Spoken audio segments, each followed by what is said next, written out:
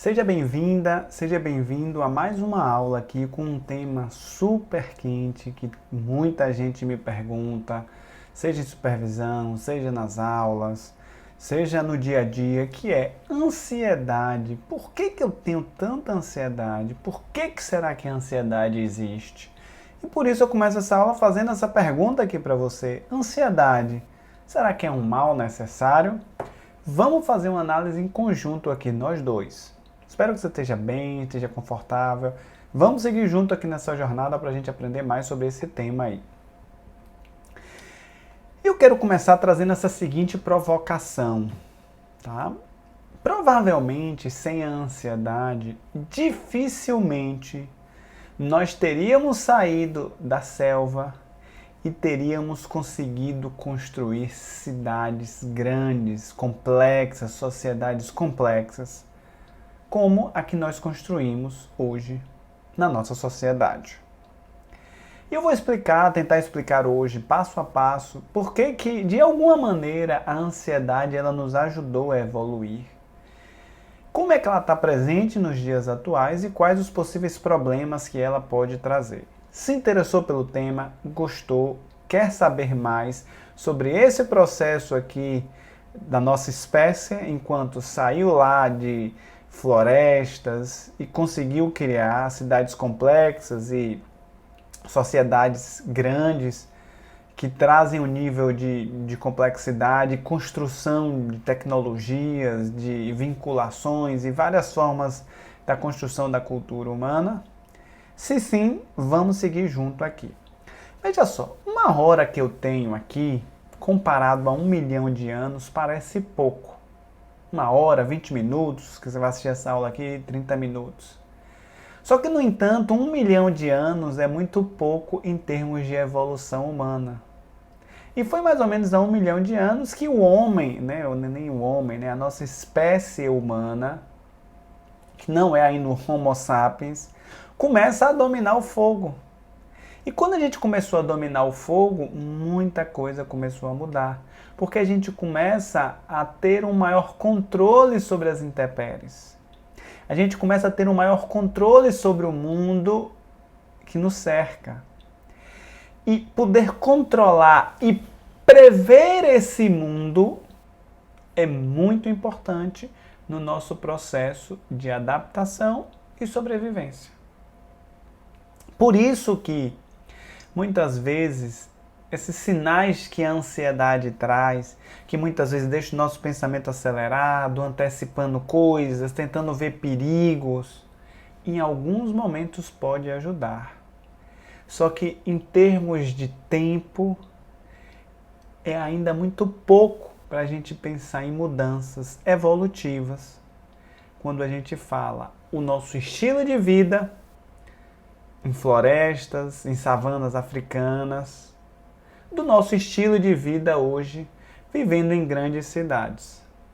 Por isso, a ansiedade provavelmente ainda está presente e ainda vai continuar presente durante um longo período de tempo. Vou trazer para vocês aqui um pouco mais sobre a ansiedade a partir dessa metáfora. Quando a gente dominou o fogo, a gente começou a consumir uma quantidade maior de proteínas, pelo menos assim são algumas teorias em neurociência. E isso possibilitou um maior crescimento de algumas áreas do cérebro e principalmente dessa área que você está vendo aqui do lado, que é o córtex pré-frontal. O córtex pré-frontal, ele nos possibilitou funcionar como um grande simulador de experiências, onde a gente consegue imaginar coisas, imaginar cenários possíveis, e assim como um simulador de avião, por exemplo, um simulador de voo. Para que serve um simulador de voo? Serve para testar o piloto, a pilota que está ali, fazendo um treinamento em diferentes situações, para que ele possa saber mais ou menos como agir, como antecipar, como reagir. E assim é o nosso córtex pré-frontal. Ou quando a gente está um pouco mais ansioso, nossa cabeça ela começa a produzir uma série de pensamentos, de cenários que poderiam ou que podem acontecer, para que a gente não cometa esses erros na vida real. E isso às vezes funciona, como se eu oferecesse para vocês aqui agora um picolé de carne. Imagino que você nunca tenha comido um picolé de carne. Mas só em pensar nessa experiência, provavelmente você já vai chegar à conclusão de que não é interessante um picolé de carne. Mas como se você nunca viu isso? Ou seja, você tem essa capacidade de simular essas experiências, de pensar, de antecipar o futuro e decidir não seguir em frente. Então perceba que em alguns momentos a nossa ansiedade, esse simulador de experiências que vem embutido, vamos dizer, como nós nascemos, que veio embutido e selecionado no nosso processo de seleção natural, ou seja, veio de fábrica, veio aprendido, mas de fábrica, ele pode ser bastante útil na nossa vida e eu vou explicar melhor um pouco mais aqui nessa aula. A primeira diferenciação que eu queria fazer aqui é entre o medo e a ansiedade. A ansiedade, ela muitas vezes está associada a uma antecipação sobre ameaças futuras percebidas, que você não sabe exatamente o que é. Poxa, mas eu acho que pode acontecer alguma coisa. O que? Não sei, mas eu fico ansioso. Já o medo, não. O medo é o resultado de uma ameaça percebida e iminente. Poxa, tem um animal peçonhento aqui perto de mim, eu tô com medo dele. Tem uma pessoa batendo aqui na porta com uma arma na mão, tô com medo. Por isso que é importante às vezes diferenciar o que é o medo do que é a ansiedade. Muitas vezes a ansiedade está ligado a essa simulação de experiências, a esses cenários possíveis que muitas vezes nós imaginamos, mas não sabemos exatamente o que pode acontecer. Ou até imaginamos, mas ele não é um perigo real imediato ali na nossa frente. Se por um lado isso pode ser muito ruim, porque pode nos manter meio que presos, sem conseguir ir para frente, como muitas pessoas ficam procrastinando, sem conseguir fazer aquilo que gostaria. Por outro, pode nos proteger. E eu vou estar aprofundando um pouco mais aqui com você. Duas características importantes da ansiedade é que ela é orientada para o futuro. Muitas vezes, quando nós estamos ansiosos, a gente começa a pensar em tudo o que pode acontecer, se alguma coisa, acontecer de errado, ou a gente quer tomar uma decisão, gostaria de fazer alguma coisa, mas a gente fica pensando em tudo o que pode acontecer. E aí, voltando a esse simulador de experiências, a gente vai tentar evitar essas ameaças percebidas externas ou internamente. Às vezes aquela sensação desagradável, aquele medo, pode ser tido como uma ameaça também. E uma outra característica muito forte da ansiedade é a intolerância e incerteza. Como eu não sei realmente o que vai acontecer, como eu estou em dúvida, como eu não tenho controle sobre aquela situação. Eu queria ir para aquela entrevista de emprego, mas eu não sei se a pessoa vai gostar de mim. Eu queria chamar aquela pessoa para sair, mas eu não sei qual vai ser a resposta. Eu queria mudar de emprego, mas eu não sei como é que eu vou ser recebido no meu outro emprego. Como eu não tenho controle sobre as coisas e como esse meu simulador de experiências fica aqui trabalhando o tempo todo e eu fico detectando ameaças e pensando tudo que pode acontecer, muitas vezes eu deixo de fazer aquilo que eu gostaria. Apesar de isso trazer para algumas pessoas um relativo sofrimento, muitas vezes, pensando no processo evolutivo, ela foi muito útil. E uma frase que eu gosto muito é: o nosso cérebro ele não foi feito para ser feliz, ele foi feito para sobreviver. E isso, a ansiedade que eu estou dizendo, provavelmente aumenta a nossa probabilidade de sobreviver. Ou aumentou a nossa possibilidade de sobreviver em um contexto evolutivo que é como a gente evoluiu e que hoje vive um estilo de vida muito diferente do que grande parte dos nossos ancestrais viveram. Um outro elemento importante sobre a ansiedade é que ela é uma resposta adaptativa. E ela é adaptativa porque ela aumenta a nossa chance de sobreviver, de detectar ameaças, de prever coisas. Por isso é uma resposta adaptativa tanto do ponto de vista fisiológico, quando a gente começa a sentir coisas desagradáveis, o coração começa a aumentar, a pupila dilata, a respiração aumenta e a gente sente como se tivesse aquele perigo ali na nossa frente imediatamente. Porque a resposta fisiológica é a mesma. Se você fechar os olhos e começar a imaginar uma situação difícil, um assalto, uma situação de um abuso, o seu sistema fisiológico vai ser ativado, assim como se você estivesse passando pela situação. Quem faz isso é essa parte do nosso cérebro, que é o nosso córtex pré-frontal. A ativação fisiológica funciona como se a gente estivesse passando por aquele evento.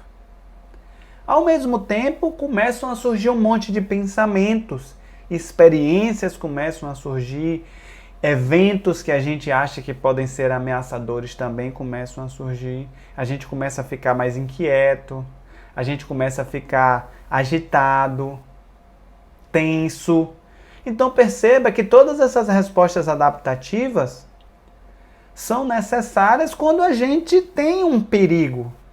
A diferença é que na ansiedade, muitas vezes esse perigo ele vai estar aqui dentro, nesse nosso simulador de experiências, pensando em várias coisas que podem acontecer. Só que existe um circuito neural que sustenta, que dá base para que a gente tenha essa experiência mental de perigo, de ameaça. Vamos ver então um pouco desse circuito do aprendizado do medo. Tá? Quando a gente analisa, por exemplo, animais não humanos em uma escala evolutiva menor, como répteis, por exemplo, ou peixes, muitas vezes o que a gente vai ver é isso daqui, ó. O indivíduo vai ter uma ameaça que ele vai detectar de alguma maneira com a ativação da amígdala, né? Ou seja, vai existir uma ameaça. Essa ameaça ela vai ser captada pelo sistema sensorial e automaticamente vai ser ativado o circuito de medo. Perceba que esse circuito de medo ele não é uma experiência mental de medo. E simplesmente vai gerar uma resposta de medo, que é uma resposta de comportamento de defesa, uma resposta fisiológica. Que é diferente quando a gente vai para sistemas mais complexos em outros animais, como nos mamíferos aqui já. Perceba que o medo, ele sai daqui do circuito de sobrevivência e de defesa e ele vai virar uma experiência mental, que é por isso que você pode relatar, eu tô com medo. Só que esse seu relato de eu tô com medo vem associado a uma ativação fisiológica intensa. Perceba que em nós humanos existe um estímulo ameaçador que nós captamos pelo nosso sistema sensorial. Em paralelo, ativa o circuito de sobrevivência e defesa. Só que em paralelo a esse circuito de sobrevivência e defesa vem também um circuito cognitivo, onde vai entrar principalmente aqui a nossa memória de trabalho, que funciona exatamente onde também? Principalmente no nosso córtex pré-frontal.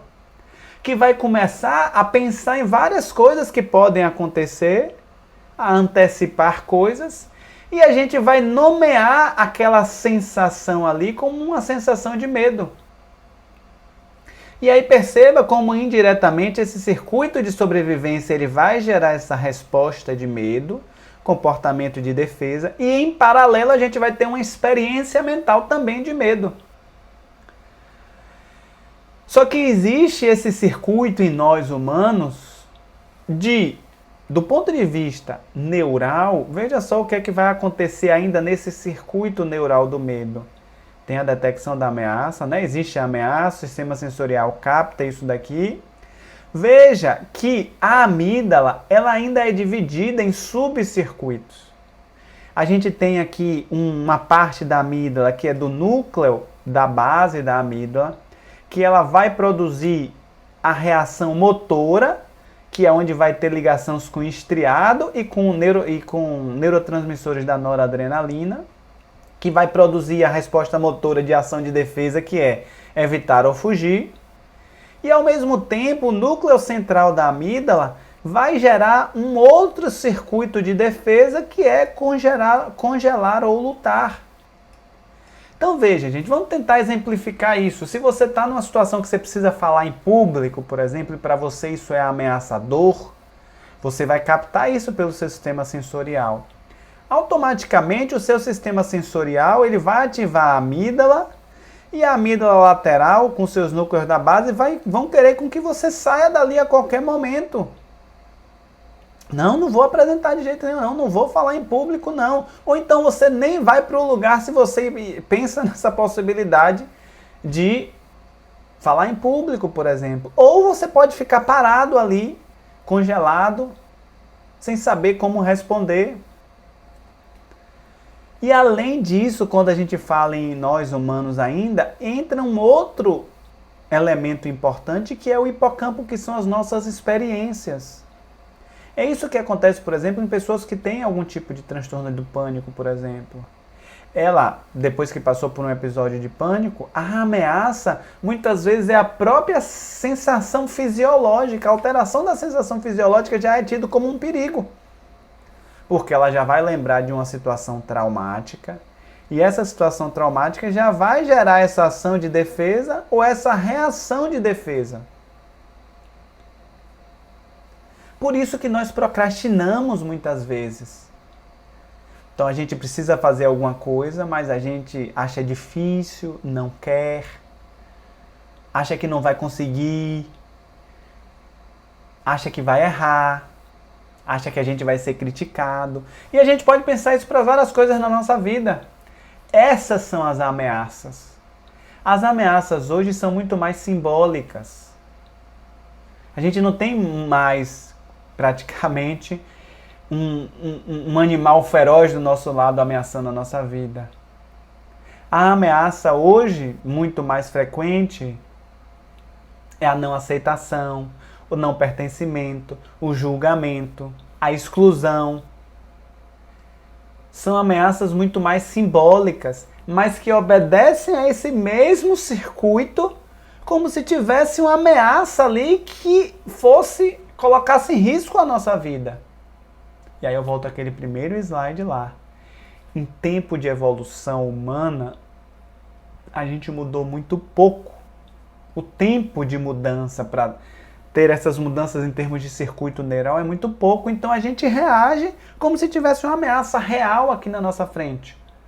E o mesmo sistema é ativado se a gente pensa ou se a gente está com aquela ameaça ali na nossa frente. E aí envolvem esses circuitos aqui. Circuitos do córtex pré-frontal, circuitos do giro cingulado, circuitos do hipocampo, circuitos da ínsula. Quase eu esqueço aqui esse lobo da ínsula.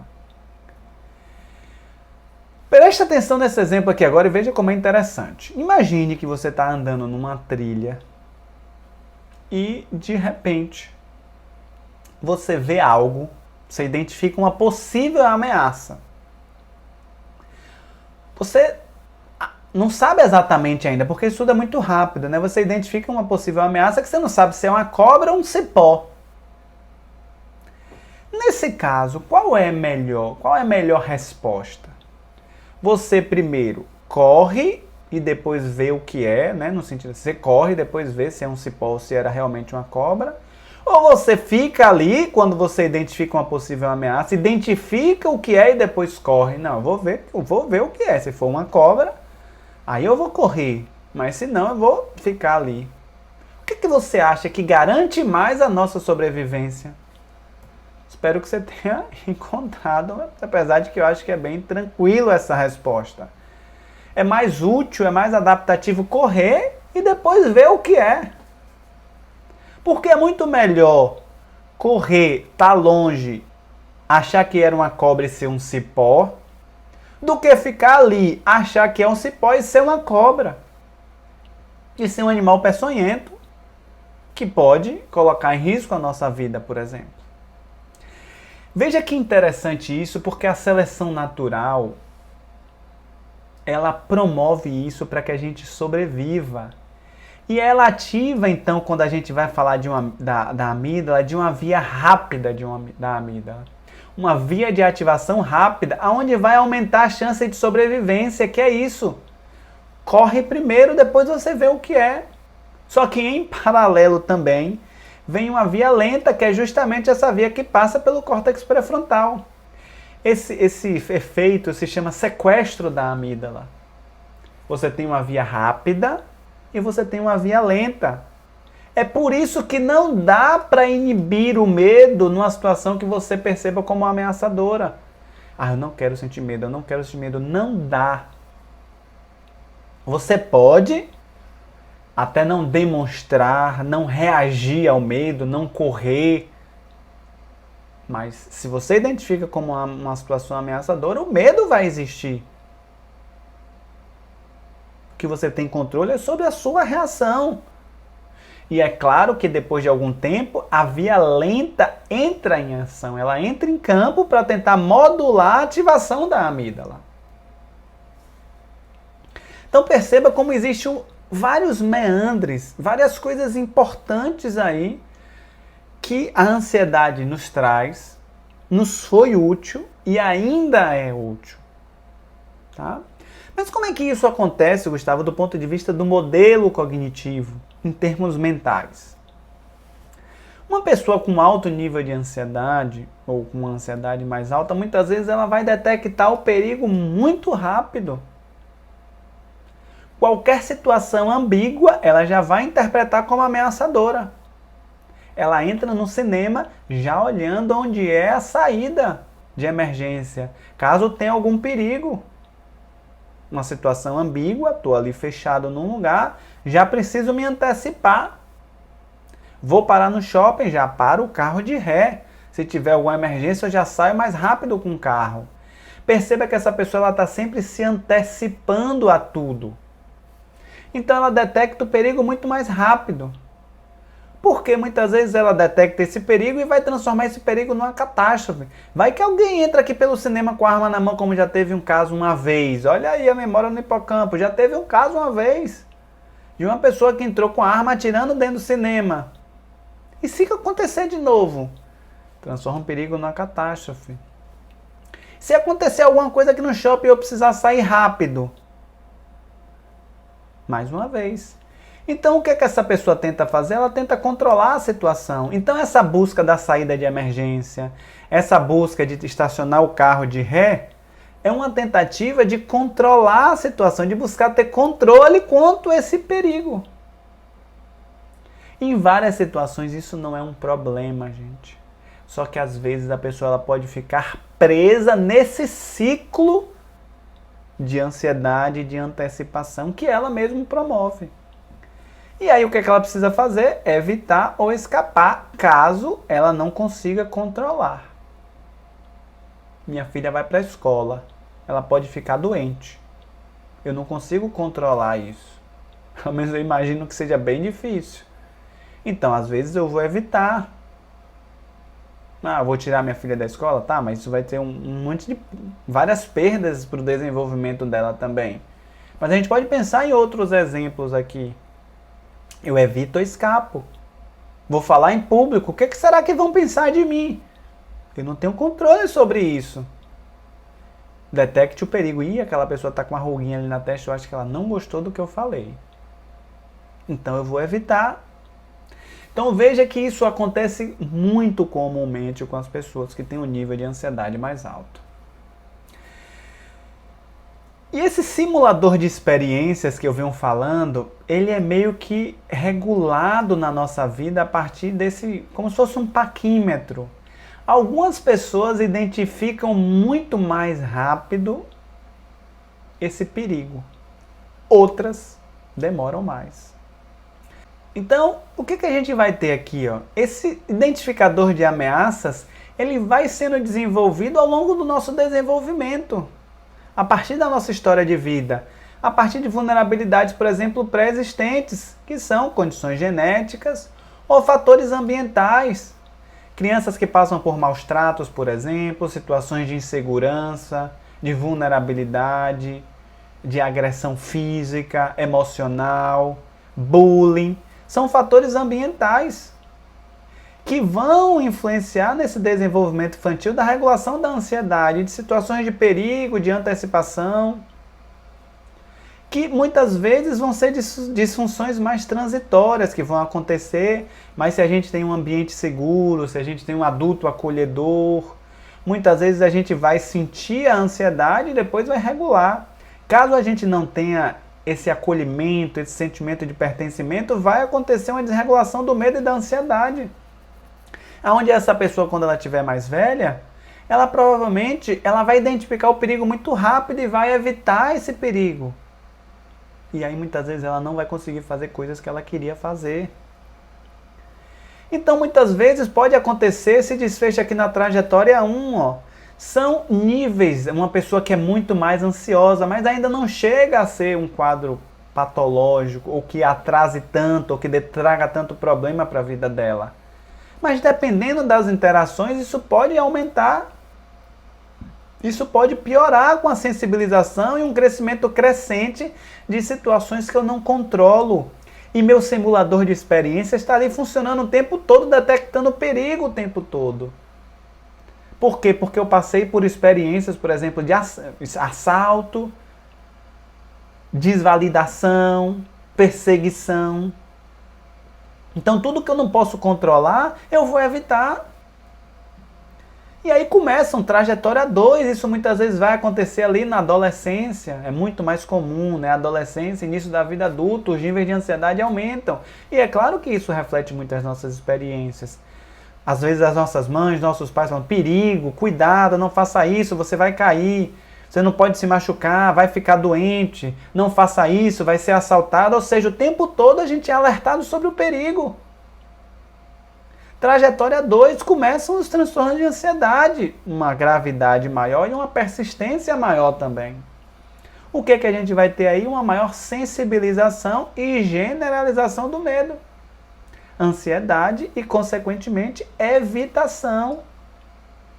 Por quê? O nosso simulador de experiências, esse paquímetro aqui, ó, ele foi construído de uma forma de identificar perigos muito rápido. E aí todo aquele circuito neural também que eu falei aí para vocês, né, que eu falei há pouco.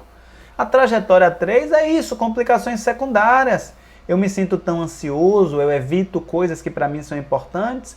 Isso muitas vezes pode gerar casos de depressão, às vezes dependência química, né, um uso abusivo de alguma substância, porque como eu me sinto mal, como eu evito fazer coisas, como eu não gosto de sentir isso, às vezes eu posso ir para algum tipo de dependência, celular, internet, alguma dependência por comida, coisas que diminuam aquela sensação desagradável que eu estou sentindo.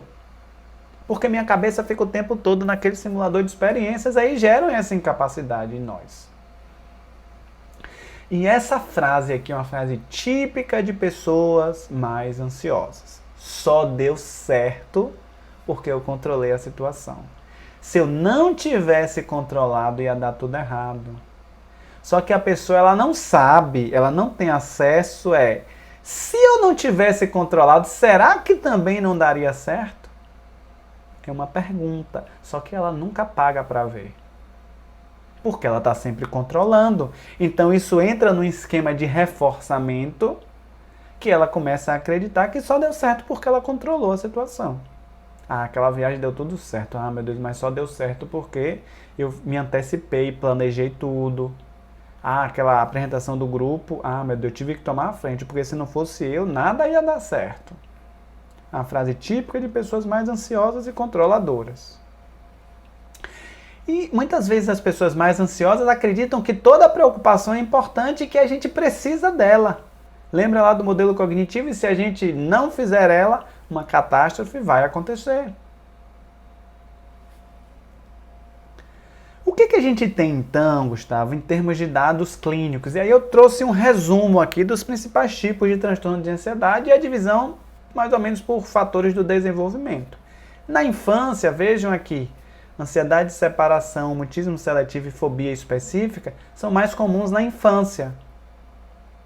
São transtornos de ansiedade. Ansiedade social por conta da fase de vida, muitas vezes a gente tem um despertar maior pelos nossos colegas, um interesse, uma necessidade de pertencimento. Dependendo daquilo que aconteceu na infância, a gente pode ser mais tímido, pode ter mais dificuldade de interagir e pode gerar um caso de ansiedade social. Quando adulto jovem é mais comum casos de pânico, medo de lugares abertos ou transtorno de ansiedade generalizada. Eu não vou entrar nesses detalhes, mas eu acho que vocês podem pesquisar mais sobre esses tipos de transtorno. Tá? Essas categorias do DSM, do transtorno do estresse pós-traumático, do transtorno obsessivo compulsivo, no DSM-5 entraram num outro capítulo, tá? Além dessas outras condições aqui que também não estão necessariamente ligadas à fase do desenvolvimento. Veja que os transtornos de ansiedade, eles são a segunda transtorno mental mais comum. Só perde para a depressão unipolar. E veja que os níveis de ansiedade, eles variam também de acordo com a cultura. Veja aqui, ó, na Europa, os índices de transtorno de ansiedade é de 14%. Nos Estados Unidos, veja como cresce, 31%. Na China, estima-se que seja mais ou menos de 4,8%. Então veja que existe um referencial cultural também quando a gente fala de transtorno de ansiedade. E já chegando mais nessa parte final, vamos pensar, e hoje em dia, você acha que nós estamos mais ansiosos? E aí eu trago alguns questionamentos. Nós estamos mais protegidos. Então o nosso nível de ansiedade deveria ter diminuído. As ameaças às nossas vidas deveriam ter diminuídas. No entanto, muitas vezes a gente se sente menos conectado com a comunidade, com as pessoas, com o lugar que a gente vive, com o sentimento de pertencimento. Nós estamos muito mais conectados por aqui, pelas mídias sociais, pelos canais do YouTube, pelas redes sociais, pelo WhatsApp. Uma das possíveis causas que se entende que o nível de ansiedade hoje está mais alto é algumas dessas aqui. Se entende que hoje as pessoas estão mais ansiosas e muito relacionado à diminuição da conexão social. As pessoas não conseguem se conectar tanto ou têm mais dificuldade de se conectar. Então, às vezes você está do lado de alguém, mas você se sente sozinho. Outras possíveis causas são a globalização, a movimentação entre as pessoas, né, entre os grupos. Então, às vezes você nasce num lugar, mas você pode ir para outro lugar, você pode morar em outro país, você pode morar em outro bairro. A competição econômica, a possibilidade de desemprego, isso provavelmente, né, essa competição, esses elementos provavelmente nos deixam mais ansiosos, pensando em termos culturalmente falando.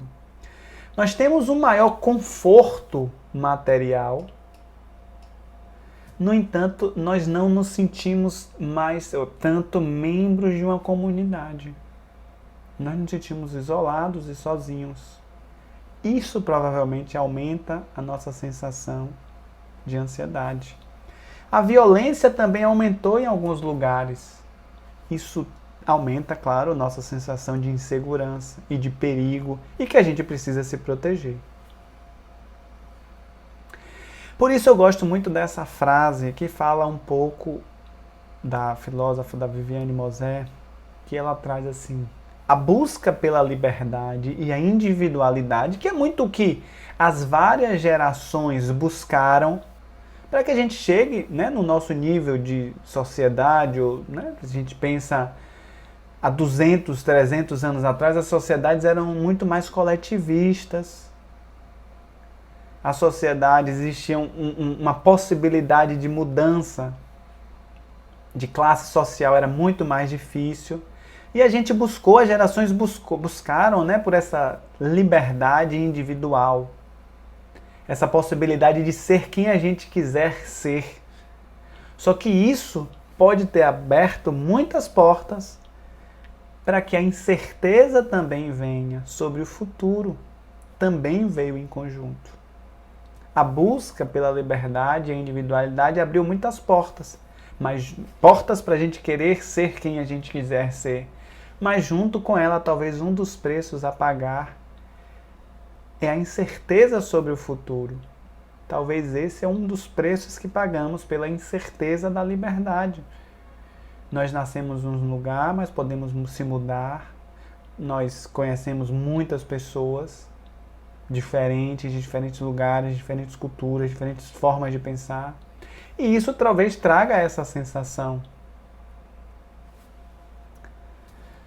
Por isso, eu queria trazer esse resumo aqui para vocês. Tivemos vários temas hoje sobre a ansiedade, né?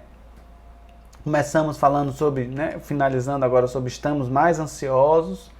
Acho que sim, trago alguns elementos aqui talvez importantes para a gente pensar. Falei sobre o modelo cognitivo da ansiedade, como é que mais ou menos essas pessoas mais ansiosas pensam, interpretam. Vimos também o circuito neural. Trouxe a metáfora do simulador de experiências. Então a ansiedade ela é necessária e ela funciona como esse simulador de experiências para muitas coisas, só que às vezes ela pode nos aprisionar. Trouxe também a relação do medo com a ansiedade, a diferenciação e alguns dados clínicos também sobre a ansiedade. Então perceba que a ansiedade ela está presente em nós. Talvez entender melhor como ela esteve presente e está presente do ponto de vista evolutivo, do ponto de vista de circuito neural, do ponto de vista de estrutura mental, vai nos ajudar e vai nos ajudar bastante a pensar tratamentos, a pensar a como lidar com a ansiedade. Mas isso daí é um tema para outras aulas. Vou ver se eu trago em breve aqui novos temas para que a gente possa aprender mais sobre a ansiedade. Espero que você tenha aproveitado. Se quiser, mande dúvidas aí nos comentários, eu sempre estou respondendo. Agradeço por você ter ficado aqui até esse momento e até uma próxima aula.